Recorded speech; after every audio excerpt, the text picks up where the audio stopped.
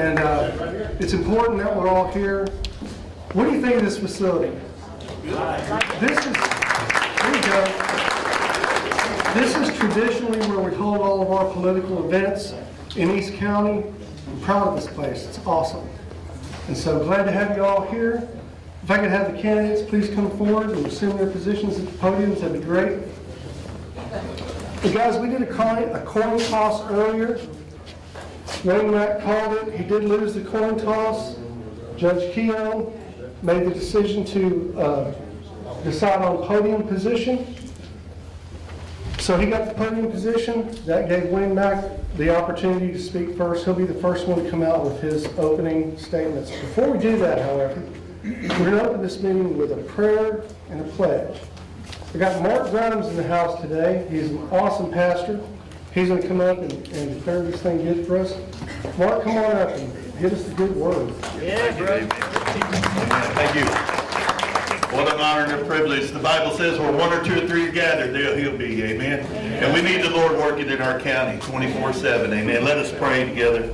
Dear Heavenly Father, bless those who hold the office of government in this state, in this city, and in this town, that they may do their work in the spirit of wisdom, kindness, and justice. Help us, all of us, Lord, to follow you faithfully and with honor and integrity. Bless and equip these candidates to lead with an unwavering commitment to the people. Lord, grant us all wisdom, grant them wisdom. Grant us all courage, grant them courage. Grant them grace and a heart that's willing to lead our county. In the name of Jesus, I pray. Amen. Amen. Amen. Thanks, sir. I appreciate that. And I've got Mayor Dorothy Welch. She's Mayor of Splendora here in East County, and she's going to help us with the pledges to the flags of our great country and state. Thank you, Mr. Matt.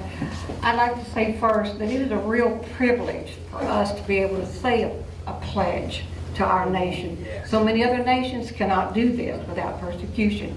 So I thank you for inviting me up. So we'll stand for the pledge. I pledge allegiance to the flag of the United States of America and to the republic for which it stands, one nation, under God, indivisible, with liberty and justice for all. And now we will honor the Texas flag. Honor the Texas flag. I pledge allegiance to thee, Texas, one state, under God, one and indivisible. Thank you. Woo! Thank you. Please be seated. Okay, guys, this is a modified Lincoln Douglas style debate. The time will be kept by my timekeeper, Jackie Batt. And time's important, so when your time is up, gentlemen, time's up. That's going to be it. Audience, I really would appreciate it if you would hold all comments. I know sometimes these debates can get kind of heated. Applause will be fine, but let's wait until each question segment is completed before we provide an applause. And I want to keep it as clean and quiet as possible. We are live streaming to Montgomery County Police Reporter, and so I want those guys to be able to hear what's going on as well. So without any further ado, we're going to get started.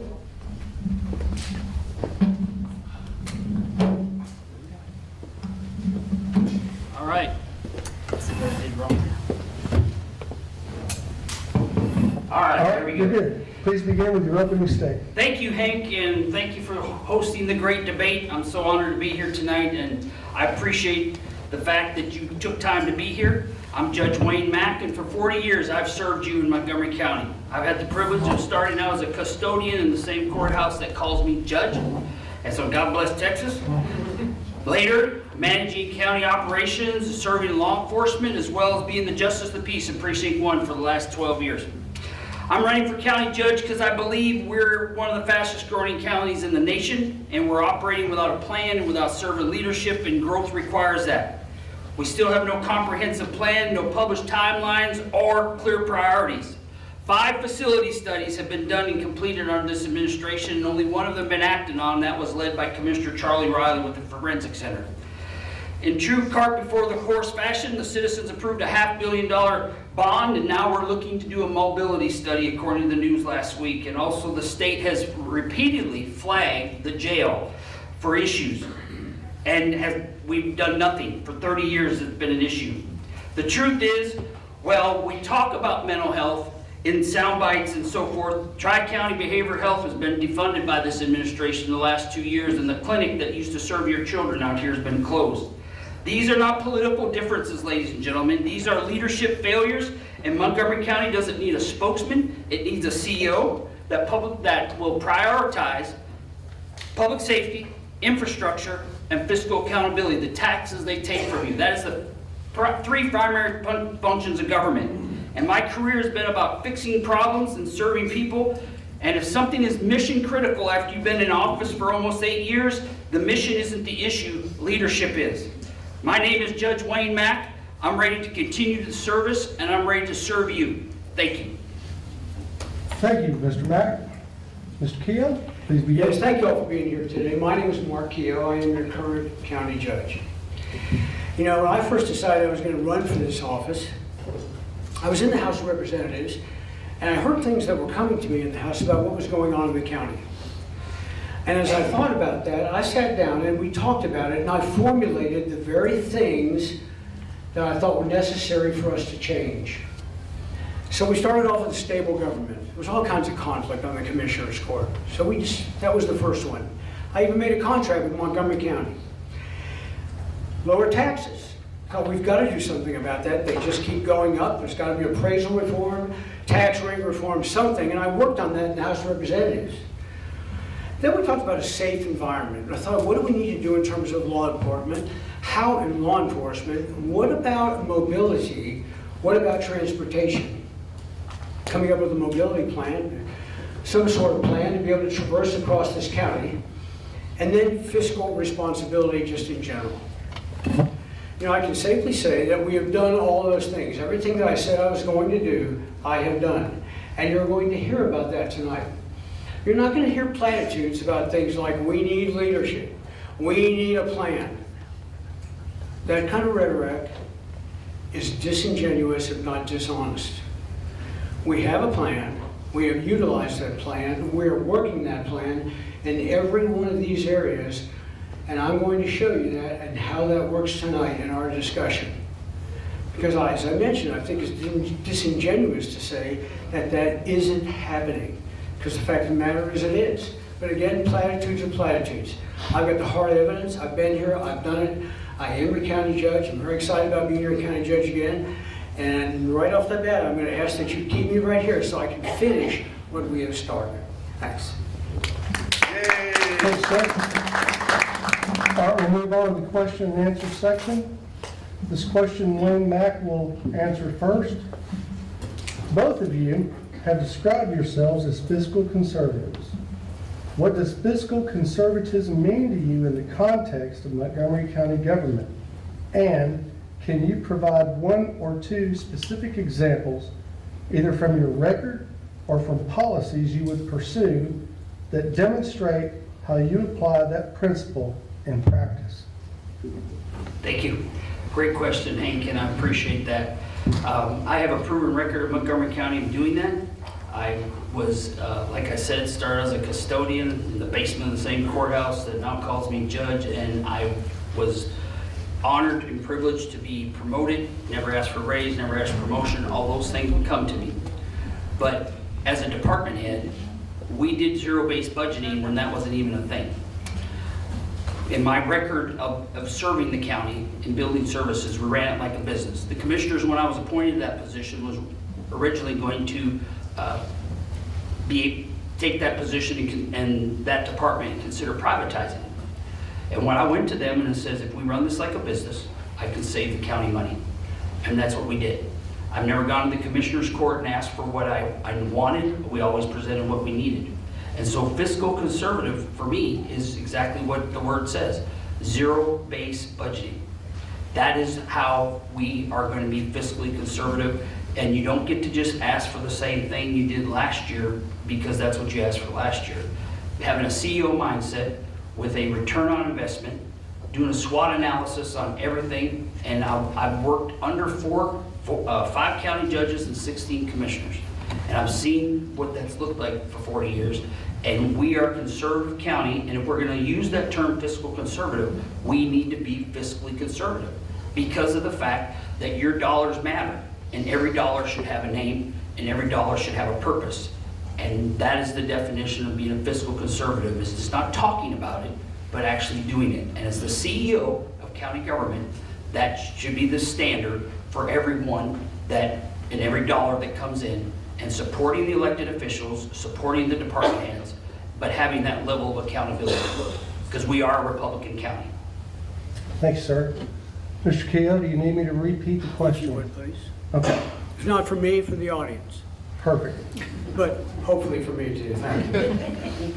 Both of you have described yourselves as fiscal conservatives. What does fiscal conservatism mean to you in the context of Montgomery County government? And can you provide one or two specific examples, either from your track record or from policies you would pursue that demonstrate how you apply that principle in practice? Yes. Fiscal conservative is about watching how you spend your money and making sure that you stay within the parameters of what is necessary to operate efficiently and safely. That's what we do here in Montgomery County. When I was in the House of Representatives, I offered legislation for appraisal reform, for tax rate reform, to be able to change those guys at the appraisal district, to vote for them. I offered bills on those things because of my conservatism, because I recognized that our tax issue here in this county was about changing the structure of how we go about doing it to be able to drop the taxes. So as a fiscal conservative, the first thing I did was I said, we're going to go to the no new revenue rate. After we did it, Judge Sadler, who'd been 5 terms as county judge, called me on the phone. He said, Judge Keough, this is the first time in the history of Montgomery County we have ever got to the no new revenue rate. And do you know we did that 5 budget cycles in a row?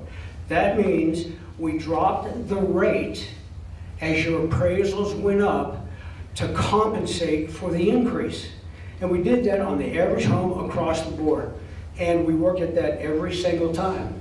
Part of what we're doing here in doing that has to do with how we still fund all of the necessary services. People think because you cut taxes, you're going to give up services. No, in order to cut taxes, you have to watch your pennies very well, and you have to eliminate waste.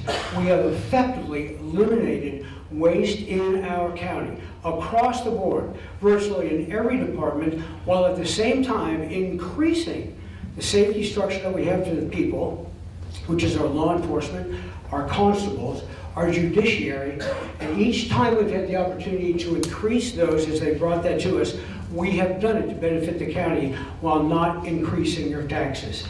This is huge, and I don't know of any other counties in Texas that have been able to do that as well as we have done. Thanks, sir. Mr. Mack, would you like to go back? I would like anybody in this room that your taxes have gone down in the last 8 years. Raise your hand. All right? I want to live where you live. Raise them up real high. Because my taxes have not gone down. My insurance has not gone down. And I appreciate the fact that the tax rate and what the judges talked about and the commissioner's leadership on that. But the reality of it is our taxes haven't gone down. And I think that when you cannot say this and do that. You can't do that. This is not a sales presentation. This is people's money. And the fact that he talks about the percentages of the tax rate going down, everyone in this room, none of you pay percentages. Y'all pay bills. And that's, at the end of the day, that is 100% what matters. And we need to do ROI on everything, because we are the largest, reddest county in Texas. We need to start acting like it. Thank you. Would you like to rebut? Yeah, I would, if I could. Please, sir. 1 minute. You see, the way the state of Texas is structured, is there are 2 elements to your taxes. That is tax rate, and then there's the appraisals. What we need is appraisal reform. I have nothing to do with appraisals. I cannot appraise your house. Do you know that it is against the law? If the judge knew this, he wouldn't be saying what he's saying. It's against the law for me to even call the appraisal district and talk to them. They're an elected body. They respond directly to the state. I can drop the rate the best I can and keep it as low as I can, and I have done that. But if the state decides they need more money for schools or the rest, you're going to see an increase in appraisals. You want to see tax change really at the appraisal level? We've got these guys and gals called state legislators, we have senators, and they're the ones who can make the decision. And what we need to be doing is talking to them. But to say that I and my people and the court are responsible for your increase in taxes, that is nonsense. We didn't increase your appraisals, we have nothing to do with your appraisals. We have done the best that we can to be as fiscally conservative as we can, and we dropped 21% your tax rate. Thank you. All right, moving on to the next question. And this question, Mark Keel will answer first. Okay. Under what circumstances, if any, should Montgomery County use taxpayer funds to support nonprofit organizations? And what specific standards should govern those decisions? First of all, we do honor some nonprofits. We do that. What the exact percentage is off the top of my head, I can't tell you. But we meet with them every time that we get together for budget. Some people have complained about that. A number of conservative groups, they say, because according to Texas statute, you can't take monies out of the state coffers and give them to various nonprofits. But what we have done, where we believe there is a need that we would have to step up and do it, we have been able to work with nonprofits in order to be able to do that. Judge Mack and I worked on mental health type stuff, that sort of thing, and all of our child protective services elements and that. And we have done that and worked very hard with them and have helped to fund them the best that we can. At the end of the day, though, as those that complain about us doing that, please understand that we're going to have to do it one way or another. This is the most inexpensive way for us to do it. Plus, they are totally focused on being able to do what they do, to be able to help our kids, help our families, help our elderly, and the rest. So I think we've done a very good job with that. Would I like to do more? Sure. I think that God honors us when we help those who can't help themselves, as the scripture teaches, and we've done a pretty good job at that. Okay, thank you. Would you like me to repeat the question, sir? No, I'm good. Okay. Just get away for, thank you. Thank you, Hank. Another great question, and judges articulated what the county does with this, but what the people that complain about that, what they need to understand is the fact that it's more than just supporting nonprofits. It's about partnership. Children's Safe Harbor, Meals on Wheels. Until the last 2 years, Help and Tri-County Behavioral Health is not a nonprofit, but it is a state agency that needs local match. A lot of these agencies use that local match, and they can multiply that 3 and 4 times by having that local match. And so I think it's very important as a county that we look at the partnerships that are involved with the organizations we've just met, and Family Promise, who keeps families from being homeless, all the things. And it's very, very important as a county, and 80% of our county is unincorporated. These nonprofits do a lot of great work, and as a result of that, keeping people out of jail, keeping people out of crisis, keeping people from not eating, keeping people from being homeless. That is a no-brainer for us as a county to do that. And I would like to see that we have those robust conversations in our county, and that we come alongside those agencies in a way that they know the county is with them. Thank you. Very well. Rebuttal, sir? I don't know that I'd call it a rebuttal, but I would like to say something about that, because Judge Mack and I have worked very closely. You have on 1 this minute. stuff. And every time that we want to do something or add something, the judge comes to my office and he says to me, Judge, we can't move forward this without your help. We recently did that with the counselors, we did that with Tamina, we've done that with a number of things. And so we have worked as a great team together with him, with the understanding, Judge, I can't do this without your help. So even at that, we are in agreement on what we need to do. Whether it's the Angels of Mercy, whether it's Meals on Wheels, whatever those things are, and we've stepped up together. And it's been a great experience, I gotta be honest with you, as we've helped lots of people get done what they need to get done when the state requires us to do it, but we found a better way to do it, and we can help more people with less money. Very well. Any additional? No, sir. Okay. Thank you. Moving on to the next question, Wayne Mack will answer this first. Montgomery County's current annual budget is approximately $508 million and projected to show continued growth in the coming years as demands increase for public safety, infrastructure, and facilities.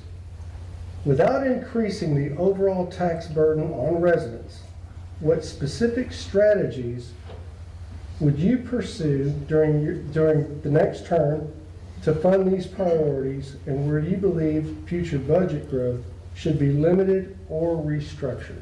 Great question, Hank. Thank you.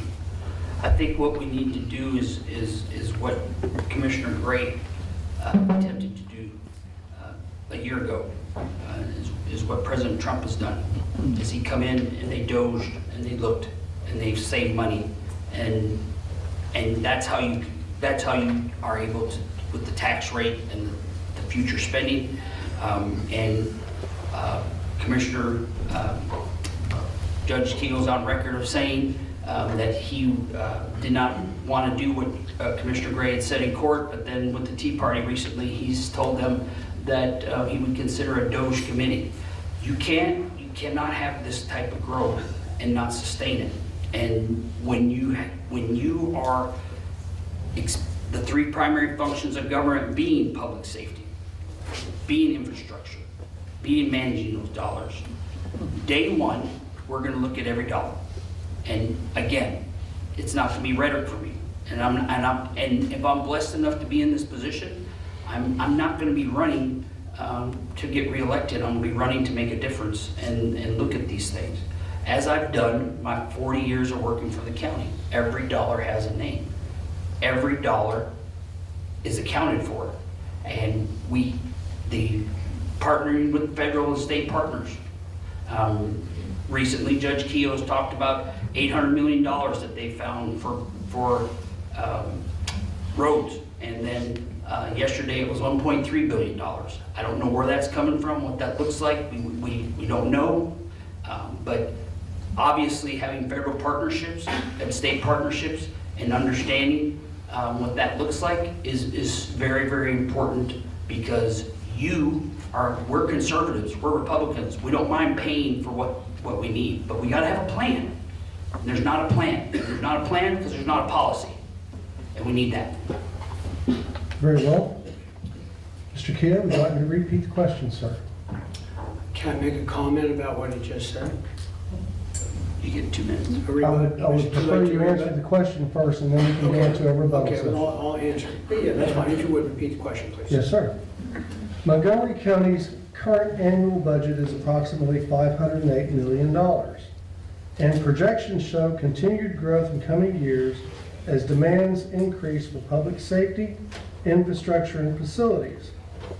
Without increasing the overall tax burden on residents, what specific strategies would you pursue during your next term to fund these priorities, and where do you believe future budget growth should be limited or restructured? First, let me address the issue of doging the county and county government, because this did come up, and Commissioner Gray brought it up, and he wanted to pass a motion that we would doge the independent departments of the county and look at where we could cut expenses. Well, I made an amendment to that, and I said, no, I'd like to make the amendment that we put doge on every single department, on the commissioners, on their budgets, on everybody. It died for a lack of second.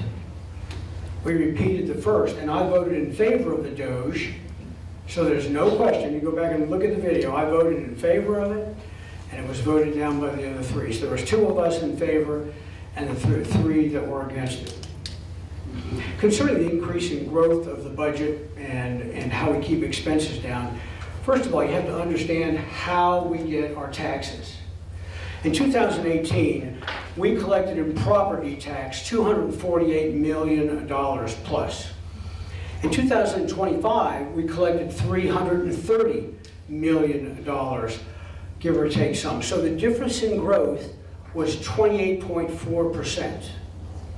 Our population growth at 33% plus inflation, put the population plus inflation at 54%. Now, if we're going to grow according to population and inflation, then we'd have been right up there at a 50% increase. But you understand what the increase was against that population plus inflation? It was 28.42%, far down below of what any other county in this state is doing. And we were able to do that because we were paying attention. We dropped the tax rate. Say, well, it's no big deal to drop the tax rate. I beg your pardon, it is too, 21%. We dropped it from 4.667 in 19 down to 3.779. And as a percent of our, in debt, as a percent of our budget, That's it. Thank you. to be continued. Would you like to rebut? I would. Okay. And then he keeps talking about appraisals, and he spent 4 years in the legislature, and that didn't change. And what we get to decide here today is, before you leave here today, you're going to get to decide what's fact and what's fiction. And the facts are, our taxes are going up, growth is inevitable, but leadership should not be optional. And it's okay to have a discussion about these things, but dysfunction should not be one of them. And people understanding what we're talking about here, for when it comes to we're conservatives, we're Republicans. We will pay for things as we go, but there's got to be a plan. There's got to be a plan, and it can't be from soundbite to soundbite. It can't be from election to election. We've got to have a comprehensive plan because growth is inevitable. Leadership should not be optional. Thank you, sir. Rebuttal? I mean, I don't even know what to say. It's amazing to me. We have no plan. Is anybody paying attention to what we've been doing for the last 7 years? In transportation, in our budget, and our no new revenue rate? We've become the standard for the state of Texas in how we operate this government. And to continue to keep saying we don't have a plan, is not just disingenuous, that's dishonest. We have had a plan, we've implemented it. Let's just take this $1.3 billion, $480 million for a bond, $975 million of state and federal money that took us 3 years to secure, that we finally secured it, and now it's in place over a 15 to 20 year plan because we've been planning and because we had a plan. The last 3 years I've been down at the HGAC and the Metropolitan Planning Organization soliciting for funding from federal and state governments. And you know what? Because of that plan, we have received it. It's awesome what we've done. Thank you, sir. All right, we'll move on to the next question. And Judge Keir, Mark Keir will Yes. answer this first. Yes. It's a tough one. Okay. While the county judge does not directly control property appraisals, rising appraisals have increased the tax burden on many Montgomery County homeowners, even as the county tax rate has remained unchanged. As county judge, what specific actions have you taken or would you take to address the impact of rising appraisals on taxpayers, including oversight, transparency, legislative advocacy, or changes to how the county engages with the appraisal process? Absolutely. That's a great question. As a matter of fact, as I said, I was in the House of Representatives 2 sessions in a row. I addressed the issue of appraisal reform. I addressed it again and again with Cecil Bell and with Will Metcalf and others who were there. Will's the only one that got it out of committee. We could never get it to the floor because this is a state issue. Now, because it's a state issue, that doesn't mean we can't scream and yell about it, and we can talk about it. As a matter of fact, as soon as they came out 2 years ago, when they lowered the rate to 3.25 as the maximum rate, I immediately started screaming about it. It was in newspapers, it was everywhere. I got a telephone call from Dan Patrick. Mark, what are you doing? Dan, the problem is that nothing's going to change for the people in taxes if you're not going to approve a change in how we do our appraisals. Stop giving us exemptions that go away in 2 years because the value of our homes are outrunning the exemptions. I've been screaming about it. I still talk about it. Wherever it changes, I don't know how that's going to take place, but I can tell you, if you've never been in the House of Representatives, there is no way you're going to be able to convince these people to do any of that. And as I have been working on it and working on it with those individuals associated with it, it's very painful. So if you can't do it, what do? You cut where you can in order to minimize the exposure for the people. What does it mean to you all when I tell you nobody in the history of the county ever got you all to the no new revenue rate? Ever. Not once. In the history of the county. We've done 5 times in a row. And we just barely got there recently. Just a little bit below the de minimis rate because we were increasing our law enforcement. What does that mean to y'all? Does anybody care about that? If I can't change the appraisals, I'm going to change what I can. And I can tell you, the temptation is to just tax and spend. And we have held back with our fiscal conservatism and not done that. Thank you. Mr. Mack, would you like me to repeat the question, sir? Okay. It's tough. While the county judge does not directly control property appraisals, rising appraisals have increased the tax burden for many Montgomery County homeowners, even as the tax rate has remained unchanged. As county judge, what specific actions would you take to address the impact of rising appraisals on taxpayers, including oversight, transparency, legislative advocacy, or changes on how the county engages with the appraisal process? So we talk about the partnerships and working with the legislature and screaming and hollering about this. And what we need is leadership to speak into it.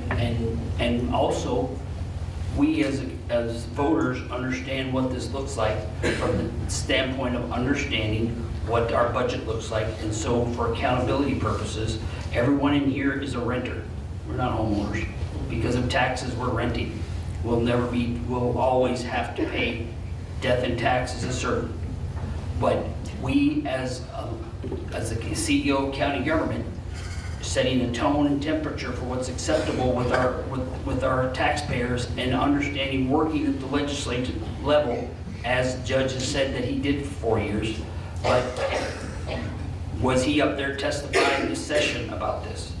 Was he working with our team of our legislators that are working on this? And I agree with him 100% about the exemptions, control the appraisals. That system's got to change. And we should be leading on that. We should be following that. We shouldn't be following. We should be leading with that. As the largest conservative county in Texas, we should be leading with this, and we're not. Very well. Mr. Keough, would you like to rebut? Yes, I'm not necessarily just a rebut, but just a clarification of a couple of things. Number one, I was on the floor fighting with Dennis Bonnen over appraisal reform that had to do with our local businesses because they have no constitutional cap on how much they can raise the appraisals. I wanted to get to the same constitutional cap, at least to where the housing were. I couldn't even get those people to listen to me. It was amazing. But I argued, and I argued on the floor. I want you all to also understand, I don't know if you know how many people are in the House and the Senate. I am one of 181 people. We had 17 or 18 people that signed on the bills that we had done, and that's not enough to get it done. But here's what else you need to understand. Only 18% of your tax bill is for the county. Have you seen how much you're paying in school tax, college tax, how much you're paying in mud district taxes? But nobody talks about that. And you know why? Because it says on the top of the Montgomery County Appraisal District bill, Montgomery County Appraisal District. I get telephone calls asking us, why can't we change the taxes? So you have to understand how it works. Time's up, sir. Would you like to rebut, Mr. Mack? Final rebuttal. I'm good, thank you. Okay. Next question. This one's for Mr. Mack. Chance first. I like this one. Montgomery County faces long-term facility needs, including a new county jail and a new courthouse, both of which could represent capital investments totaling hundreds of millions of dollars. What is your specific plan during this term to address those needs, including financing options, timelines, and the role of voters in this process? Oh, that's a great question. I know why you like that one. Right on. As I said in my opening statement, there have been 5 facility studies done under his administration. Only one of them has been acted on, and that was led by Commissioner Charlie Raleigh for the Forensic Center. So we already have, the experts have already told us what the needs are.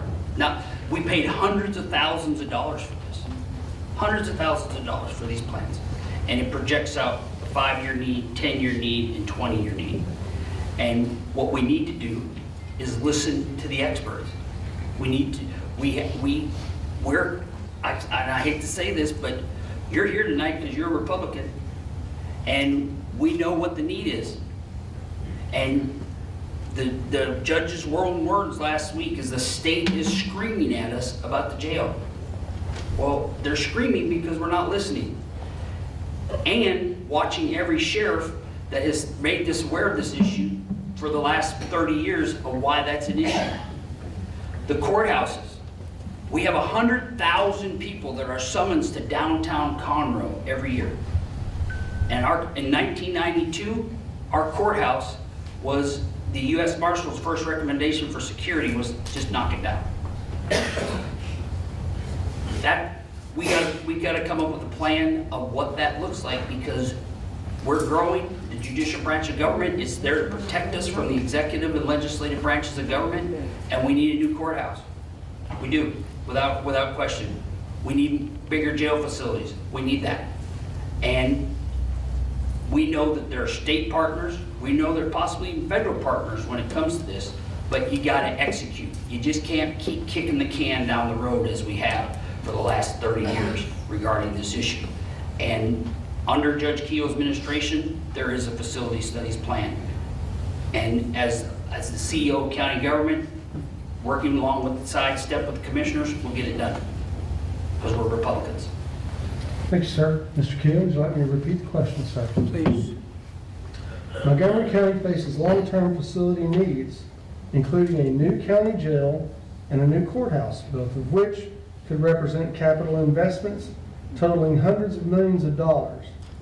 What is your specific plan during your next term to address these needs, including financing options, timelines, and the role of voters in that process? Well, the role of voters would be, if y'all decided you want a tax increase, you'd have to vote on it. Because to take $500 million and throw it on top of our current budget, you will see a significant increase in your taxes. So I've opted to figure out, let's figure out every way that we can do to avoid that much increase. And so we're looking at right now, although we have 2 priorities. We have, in terms of our infrastructure, we have the jail, and we also have the courthouse. The jail is the one that the state is arguing with us about for sure, but since the sheriff has been there, they have come in and they have passed now the inspections, and we've done what we need to do. We're just short space. So we have been in the process of negotiating with some individuals on some properties with possible bonds that would not affect the tax structure. So we are in the process of working on that, and we've been working on that for over a year. As it relates to the courthouse, a couple of things about the courthouse. We want a new courthouse. We need a new courthouse. Nobody's arguing about that. I've talked to the judges about that. So what do we do temporarily? Can we do this all at one time and just hurt the people of the county in the worst way by raising their taxes like that? Or can we do this in parts? And so if you're going to prioritize it, we do need to get the state squared away, and we need to get a place for those who are in jail. We've already made arrangements for additional courts in the Keyshan building, and for doing some remodeling in our current building. That is not the end in itself. My goal in the next 4 years is to get through that process so that we will have both the jail squared away and the courthouse squared away. We have a plan that we're working on right now. To say we don't have a plan is to not pay attention to what we've been doing. Because we've been doing it, we've got drawings, we've got the whole deal. This isn't just something we came up with at the last second. We're working very hard at it. Been very excited, and I'm very excited to say it. I want that to be part of my legacy for sure. Thanks, sir. Wayne Mack, would you like to rebut, sir? I would. I get 60 seconds for that. Correct. All right. So this is my problem with that whole, what he just said, is that for the last year, district judges and county court judges have been the ones going around and leading on this judge. They've been making the presentations and have been told it's second priority. And That's my issue with this, is the fact that we've already spent the plan, we already spent the money on the plan. We already know what the plan. This didn't just happen overnight. The jail just didn't get overcrowded overnight. The courthouses didn't go beyond capacity overnight. I was the director of building services and assistant director of maintenance and the maintenance director. I know where every faucet is. I know where every toilet is. I started my first day in the basement of the courthouse, and elected officials have been using this as kicking sound bites and kicking it down the road. Yes, we need one, but nobody's implementing the plan. And these are taxpayers. You will fund what we need because you're Republicans, and that's what we do. Mr. Kia, final rebuttal? You know, I'm a Republican, and I don't agree with that at all. I'm the conservative from hell. That is the most absurd thing I've ever heard. You are not going to automatically fund 500, and you will vote against 500 million, and you will vote against that on your taxes.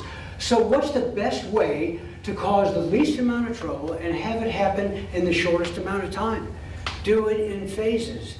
And that's what the plan is, that's what the plan has been. Judge, I think it's noble that you worked in the courthouse, and I honestly do, that you worked there and you spent as much time as you did. But just because you spent time there and because you're sitting over in the Justice of the Peace Court does not mean that you have any idea, or you've never bothered to come to me and ever talk to me about the courthouse. The judges have, and the judges have gone out after we said go ahead and do it. We told them to go talk to people. I told them these are the conditions that we'll do it under, and so they have.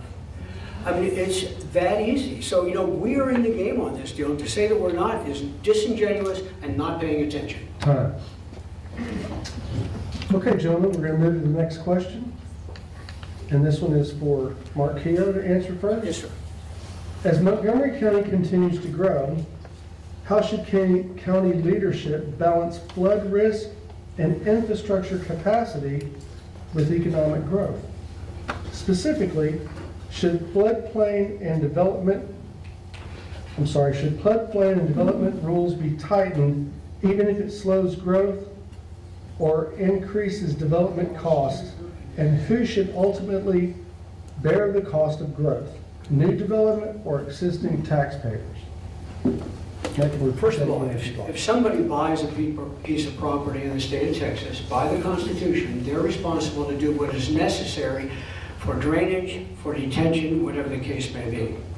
We do not have ordinance making ability. That's a state issue. But what we can control is the development standards and the drainage standards. We've complied with that with 14 drainage standards. And we have in place for all of our developers right now the brand new drainage standards and the brand new development standards. And they have all agreed to this. We have done this in court, and it's a done deal, and it's working right now as we grow. And we're anticipating the growth in the future. We are doing exactly what you're asking us, what are we going to do? We've already done it. And it has just taken place. As a matter of fact, just last fall, we finally finished the drainage standards, and we fought over that whole deal and how we do drainage, whether it's peak flow, beat the peak, or whether it's detention, if any of you know what I'm talking about. And it's, in our county, there's 4 different planets here, folks. You've got 4 different ecological situations where in some places of the county it works to beat the peak. That is, the peak flow to get the water out as fast as you can into the main streams. In other areas, we do detention. And those are the standards that we have put in place and that we had been working on for a couple of years. I fought hard for the benefit of all of us to be able to do that, and had to take on some of the things as some of the engineers and whatnot wanted to do things that were going to hurt us and that would stifle this growth. So it's a balance between doing what's best for the community, being able to move forward in the community, but you got to have standards to do it. We have developed those, and you're all welcome to come to my office in total transparency. You can go online and you can look at them for yourself. It's a done deal. And we all ought to know that. We've been in the county 40 years and we don't know that. That's a little hard for me to comprehend. Thank you, sir. Mr. Mack, would you like me to repeat the question? Okay. I'll try to funnel through it a little bit better this time. As Montgomery County continues to grow, how should county leadership balance flood risk and infrastructure capacity with economic growth?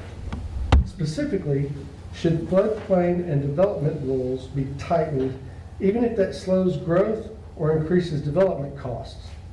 And who should ultimately bear the cost of growth? New development or existing taxpayers? Thank you, Hank. Great question.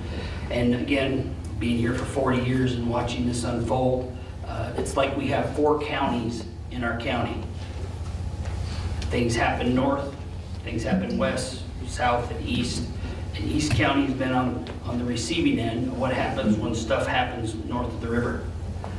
And I'm thankful that Commissioner Gray is led on this. I'm thankful he's been able to get money from the Texas Land Office and all these things, but it should be a complete plan. It should be also being mindful that developers, if they're gonna come in and make their millions, that when they leave, what you and I have to deal with is not our houses flooding, is not the infrastructure that is caused by that we have to bear that cost in the future. And it's so very, very important that we also understand that, as judges said, there's this little thing called the Constitution, so you get to buy the land, but the commissioners holding the line on what that looks like is so very, very important. And the East County has been on the receiving end of what that looks like when it wasn't executed in its full capacity when it comes to this. Because I've watched this for 40 years. It's like 4 counties in 1 county. Thank you. Thanks, sir. Mr. Keel, would you like to rebut? No rebuttal? No rebuttal. Okay. We will move on then to the next question. This one Wayne Mack will answer first. The county judge sets the tone not only for policy, but for public trust in county government. What ethical standards and personal conduct expectations do you believe are essential for this office, and how should the county judge respond when their actions or those of senior officials become a distraction in governing? Great question. And we watched that unfold in the last 8 years. And it's a great question. And you as a taxpayer, my behavior in my personal life should never distract for what I'm doing in the leader, call that into question. And it's very, very important that I do what I do when I'm in that commissioner's court, and the same thing when I'm nowhere and nobody knows who I am. Very, very important that our ethics reflect what we're doing. And we've got a gut full of people saying one thing and doing another. And I want to assure everyone that's watching and everybody that's here tonight is there's nothing in my personal life that's ever going to embarrass you. It's my pledge to you. And we're not perfect. Judge Keel's not perfect. I'm not perfect. None of us are perfect. But the highest honor any community can give an elected official is public trust. Highest honor. It's a gift. It's a privilege for us to have that. And we should be held to a higher standard. So our ethics and how we're held. And a perfect example is the fact that he said he encouraged the judges to go out and do this. And he knows that's not true. In fact, there are judges that have been told, you don't stop this, that's going to be a problem. And so, again, not just what you say when you're in front of a microphone and the video cameras are going, but what you do when you're in your office and you're sitting across at your counterparts, our department heads, our county employees, that tone and that temperature of being a servant. Being a servant. That's what this is all about. What I've done. I'm not a salesman. I'm not a salesman. I'm not going to try to talk you into an extended warranty that you don't need. I'm a servant. Very well, sir. Mr. Keogh, would you like me to repeat the question, sir? Yes. Okay. The county judge sets the tone not only for policy, but for public trust in county government. What ethical standards and personal conduct expectations do you believe are essential for this office? And how should the county judge respond when their actions or those of senior officials become a distraction from governing? I'd like to take issue with the because I've heard this a number of times now, I'm not a salesman, I'm a servant. Let me tell you, I was a salesman in the car business probably about a year and a half, the entire 27 years I was there. I became the CEO of major corporations. I managed multi-million-dollar corporations with multi-million-dollar budgets and multi-million-dollar inventories. I was responsible to take care of my employees to make sure that they were successful and that they could take food home to their family because they got paid to do it. And if we didn't perform, it didn't get done. And that's how I operated. I was never on the county dole. I've never taken a guaranteed salary ever since I was a teenager until I came here in this position, and even then cut my pay in order to do this position. And I've been the only one in the entire county that has ever not taken a pay increase or a cost of living increase. That per my agreement with you at the beginning. But the fact of the matter is that I operated that way knowing that I had to create and do and act in whatever way I could. I was not on the county dime. Never, until I got into this business. I didn't spend the first 40 years with a guaranteed income, with a guaranteed salary, not having to create anything, managing a very small group of people. I did not do that. As it relates to ethical standards in relationship to that, with that in mind, I've not taken that raise, and I guess the real question for me is who really is the salesman here and who's the servant? I went to work in the House of Representatives after a comfortable six-figure plus, mid-six-figure plus income to go and work in the Texas House of Representatives for $600 a month. Salesman, servant, I think we need to look inward on that and reevaluate that deal right there. Thank you. Thank you, sir. Mr. Mack, rebuttal? So we're talking about ethics. We're talking about, this is a great question. And Judge, thank you for not taking an increase. But again, you've increased your staff, your chief of staff since 2019 has had a 76% increase in his salary. I think he was a bailiff, and now he's a deputy chief. His staff. Could you repeat that? I can't hear what you're saying. What did you just say? Sorry. I told my staff what? I didn't tell you to tell your staff. I said you've increased the set. You're talking about your salary. You've increased your operating budget in your office, and you've given your staff raises. And the percentage, you took a 12% pay cut, but you can't cut something and then spend more. That's not savings. That's not savings. Ask my staff how they feel about that. Would you like to rebut, sir? Yeah, I would. I mean, are you kidding me? This was about me. They never pledged to do that, and I don't begrudge it of them. You know, the commissioners make a whole lot more money than me, and if it had been like it used to be, I'd be making exactly the amount of money they did with them. But the way I look at this is I made a deal when I came to work for the county that I was never going to increase my pay or take a standard of living increase. I'm the only one out of 3,500 employees in this county that has ever done that. And I never promised that for my staff. They need to make money. I make more than most of them, that's for sure. But at the same time, not that much more. Not as much as some of the other employees that make as it relates to this whole deal. So this idea that if I didn't cut my staff, that I didn't cut me, that's nonsense. I absolutely did cut my pay. I've kept it off, and I'm not going to hurt my staff as a result of it. It's that easy. Thank you, sir. All right, gentlemen, we're going to move forward now to the cross-examination round. So this gives each candidate an opportunity to ask the question of the other candidate. And the order will be, according to our rules, the order will be by the coin toss winner, which in this case was Mr. Keogh. So Mr. Keogh, you have an opportunity to ask Wayne Mack any question you would like to ask him. You've got 60 seconds to ask the question. He has also 1 minute to answer the question. Do I have the choice, or do I have to do it? You have a choice. You cannot I'll ask let the you ask the question. question first. Very well, sir. We're following the rules, and the We are rules are following the rules. first. You need to go first then, Mr. Keogh. I think that's correct. No problem. We hear platitudes, Judge. We hear platitudes about character. We need to have integrity. We need to have leadership. which to be quite honest with you, I think is disingenuous and dishonest, as if to imply that I do not have those things, because that is not true.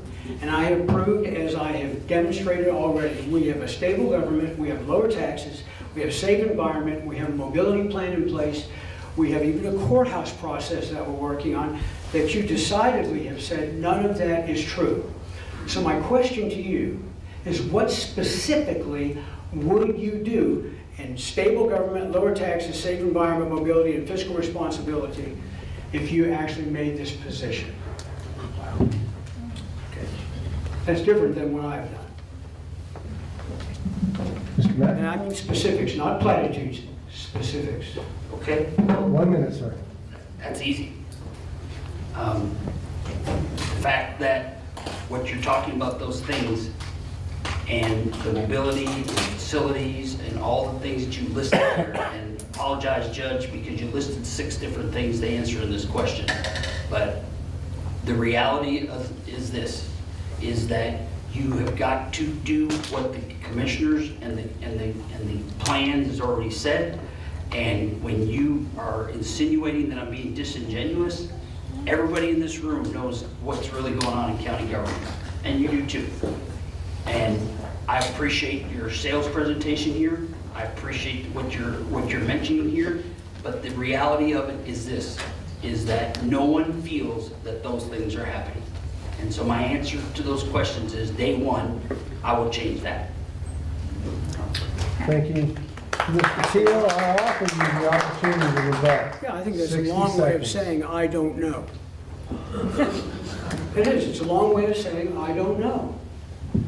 I've been listening to this now, this is the 3rd forum or debate that we've been, I keep hearing the same things. I've not seen a platform yet. I've not seen one thing that we actually are going to do when we actually have things in place right now. I don't know about you, but that's scary to me.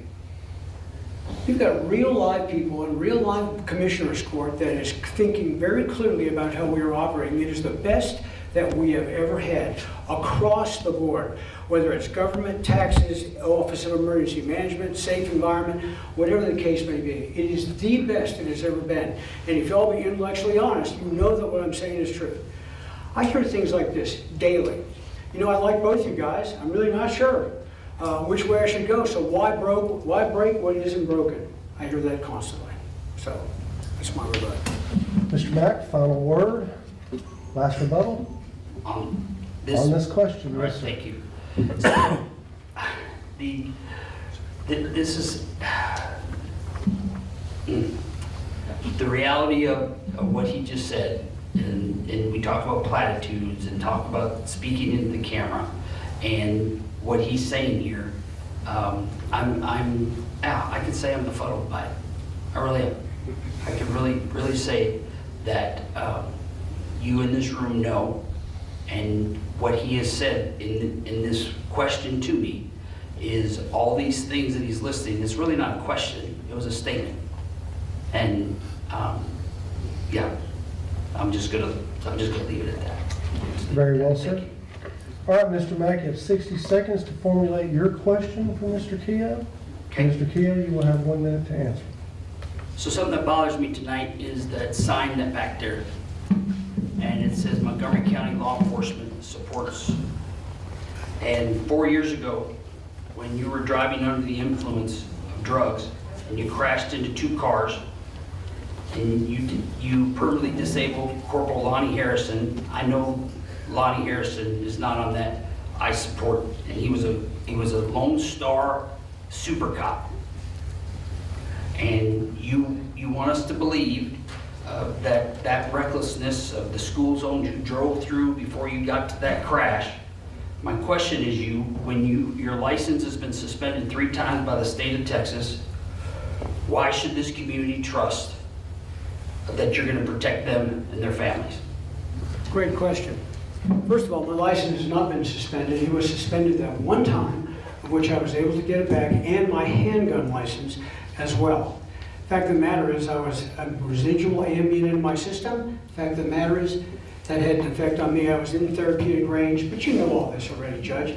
And the fact that you're resorting to this stuff when that happened in my first session and my second session, Didn't seem to bother the people. I had 2 opponents. I took 111 out of 111 precincts in the vote. So the fact of the matter is I feel bad about that. I really do. And that was never an intention. But to say that I had 3 is dishonest. I think that the issue of if we're going to be taking shots at people and standards that we're going to operate by, I just feel like, you think you have the moral high ground here, but Judge, you and I both know about some of the things in your past, but I'm not going to bring those up. But if you continue, I will. But not here tonight. You're my friend. You and I, you've operated with me. You have voted for me. Time, sir. So I just don't think that that's the right thing to do, and I'm not going to do it. But I could. Times. Mr. Mack, would you like to read that? Yes, so here we are, ladies and gentlemen, the real Mark Keogh. He grievously injured these 2 men, and he made this answer about, not about them, and about accountability.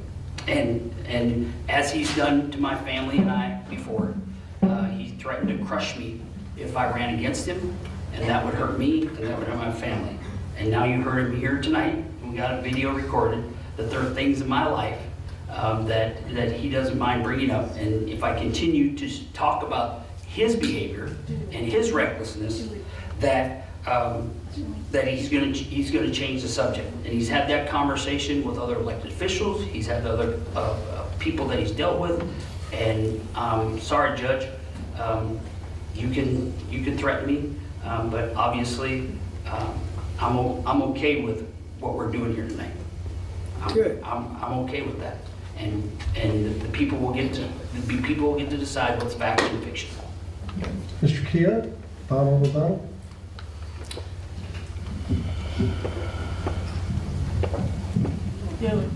No, I'm not going to continue on. You don't want to hear it. You can believe what you want to believe, and that's okay. And but I thank the judge for coming here tonight and being willing to debate with me and to go through this together. I think it's been awesome. I think it's a cleansing time, and I think it shares with everybody whose character is what. So I think I'm done. Thank you. Thank you, sir. Okay, gentlemen, we're going to move on to closing statements. So you'll have 2 minutes to close. It'll be reverse order of opening statements. Mark Keogh, please begin your closing statement, sir. Yes. First of all, it has been a great honor to be here tonight and to be able to do this. I mean, who gets to run for county judge? I mean, is that awesome? It's the coolest thing I've ever done. I love what I do, and have been highly successful at what we have done. I will tell you, we worked very hard at bringing unity to this county, of changing the court, making the court a different place. We've got processes that are in place right now. We have a mobility plan in place that is working and secured federal money for that. Not only that, we have secured the resources to be able to get those extra so that it's a total of $1.3 billion that never before in the history of county has anybody done that. But I did that. I did that through HJC and through working with our commissioners. We also have a new program that's in place to help with our traffic. And we don't want to stop in the middle of this. You know what that is? It's a smart technology. And you realize what we have done is we've secured 11.9 million plus another 4 million for the fiber. And I have to tell you, it's $15.9 million that we have secured to run every single stoplight, every single traffic light in this county, so that it will count traffic and by intelligent technology make adjustments in how those traffic lights work based upon the time of day and the amount of traffic that's going through it. It's kind of like this. If I go down 1488 in the morning, it takes me a half hour to get from 242 all the way up to I-45. I can go a longer way down Research Forest. When I get to Gosling and Research Forest, the green light turns on, and because we have the North Star system, which is an intelligent technology, I can go all the way to I-45 without ever stopping one time and hit every green light. That's what we're putting in place right here, right now. And we don't want to stop that. We've got great plans. We have a great future. It's very exciting. Thank you all very much for being here. God bless you. God bless Montgomery. Thanks, sir. Mr. Mack, if you please. Again, thank you all for being here tonight. And you're here tonight because you feel something's not right. You're tired of sound bites. You're tired of social media clickbait. And And what you've heard here tonight, Montgomery County is on the ballot. There are two stark differences in the candidates tonight. One is trying to sell you something, the other one is a servant that's been making a difference for 40 years. You drove here tonight, so you know this is the fastest growing county in Texas. And leadership requires planning and growth and servant leadership, mindset, and a CEO mindset. Montgomery County deserves better than what we currently have. We paid for multi-million dollars facilities and did the plans and what that looks like. And 5 plans have been executed in this administration and nothing's been done. The $1.3 billion, where is that? Because I haven't seen it on the Commissioner's Court, I haven't seen the plan, and for transparency, you should know what that looks like and where it's at. The state has been screaming his exact words because we are in need of our jail, the same courthouse issues, the same mental health issues, and under his watch, as I've already said, the Texas Tri-County Behavioral Health Clinic in this community has been closed. But yet he takes credit for efforts on mental health. These are not political differences. These are leadership differences. Montgomery County doesn't need a spokesman. It needs a CEO mindset about public safety, infrastructure, fiscal responsibility for the dollars they take from you. And I've spent my whole career as a janitor to judge cleaning up other people's crap, and I want you to be able to know that I will be full-time as your county judge. And exactly what we're asking you to do here tonight is support us. I'm Judge Wayne Mack. I'm ready to go to work for you, and I'm asking you to continue the service. WayneMack.org. God bless everyone tonight. Thank you, sir. If the audience would please remain seated, I would appreciate that. Gentlemen, I would like to thank you both for agreeing to this debate. This has been an interesting discussion. I think it's important. And I also appreciate you both for sticking your neck out and running for office. It's not an easy thing. I know, I've been there. And the citizens of this county appreciate both of you for doing just that. I've got a few closing words. If everybody would remain seated, please.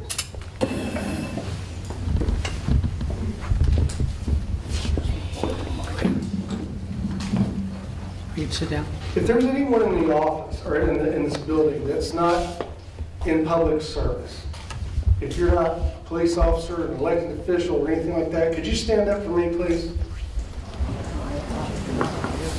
That's awesome. What do we have here? We got voters, folks. These are the people who vote. And it's your vote that provides streets, water, freedom, electricity, infrastructure, the things that we enjoy every day. Thanks.